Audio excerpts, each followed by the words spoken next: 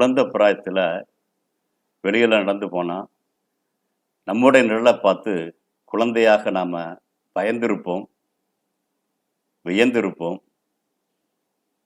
வளர வளர அந்த நிழல் அப்படிங்கிறது என்ன அப்படின்னு நமக்கு புரிஞ்சிடுச்சு. சூரிய வெளிச்சத்தில் நடந்து போனால் நம்முடைய நிழல் முன்னாலையும் பின்னாலையும் சூரியன் இருக்கக்கூடிய திசைக்கு தகுந்த மாதிரி விழுவதனுடைய இதை புரிஞ்சிட்டோம். அந்த நிழலை வச்சுட்டே சூரிய கடிகாரத்தையும் மனுஷன் உருவாக்கணும் அறிவியலில். அதே மாதிரி உச்சி வெயில் இருக்கும் பொழுது மர நிழலில் ஒதுங்குவது நமக்கு வழக்கமாச்சு.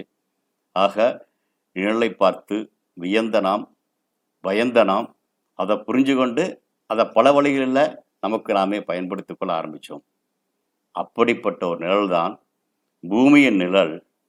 நிலவில் படுறது தான் கிரகணம். அப்படி ஒரு நிகழ்வு தினம் தினம் நடப்பதில்லை, மாதத்துக்கு ஒரு முறை நடப்பதற்கான வாய்ப்பு இருக்குது. ஆனால் எல்லா மாதமும் நடப்பதில்லை. முழு நிலவன்று இந்த மாதிரி நடக்கலாம்.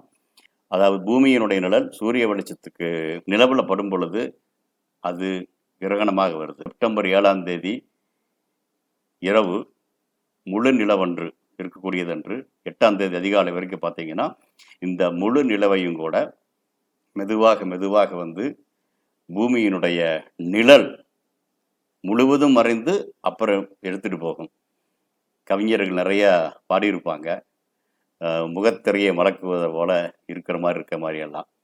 ஆக கவிதைக்கும் இருக்கும், நம்ம பார்த்து மகிழ்வதற்கும் இருக்கும். இதையெல்லாம் தாண்டி உலகம் உருண்டை அப்படின்னு, நம்முடைய நிழல் பார்த்துட்டு நம்ம உருவம் தெரியுது, நாயின் நிழல் பார்த்து அதனுடைய இது தெரியுது. ஒவ்வொன்றும் நிழல் நமக்கு அதை வச்சு புரியுது இல்லையா, அதன் உருவத்தை புரிஞ்சுக்கிறோம். அதே மாதிரி ஒரு காலத்தில் கிரகணத்தை பார்த்து பயந்த மனிதன், வியந்த மனிதன், அதை புரிஞ்சு கொள்ள மறந்த மனிதன் அப்படின்னு பல வகைப்பட்ட மனிதர்கள் இருந்தார்கள்.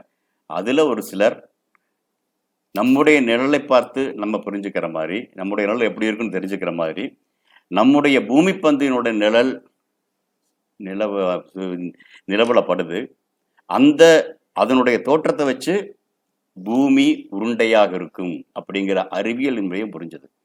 ஆக நிலவு நம்மை பற்றி அறிஞ்சதற்கான ஒரு வாய்ப்பையும் கொடுத்தது. நிலவில் படும் பூமியின் நிழல், அது மாதிரியான ஒரு நிழல் முழு நிலவையும் மறைக்கக்கூடிய ஒரு சந்திர கிரகணம் செப்டம்பர் 7ஆம் தேதி இரவுல ஆரம்பித்து 8ஆம் தேதி அதிகாலை வரைக்கும் நடக்கக்கூடிய நிகழ்வாக இருக்குது. இது எல்லாரும் பார்த்து மகிழ்வோம், புரிவோம். ஒரு இயற்கையாக நடக்கக்கூடிய அந்த நிகழ்வு தான். இருந்தாலும் கடலின் அலையை பார்த்து நாம் ரசிக்கிறோம், மலரின் அழகை பார்த்து ரசிக்கிறோம், காற்றினுடைய வேகத்தை பார்த்து, காற்றினுடைய அந்த தென்றலினுடைய அந்த வீச்சை நாம் ரசிக்கிறோம்.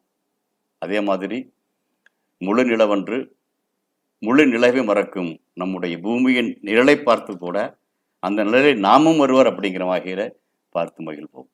நன்றி, வணக்கம்.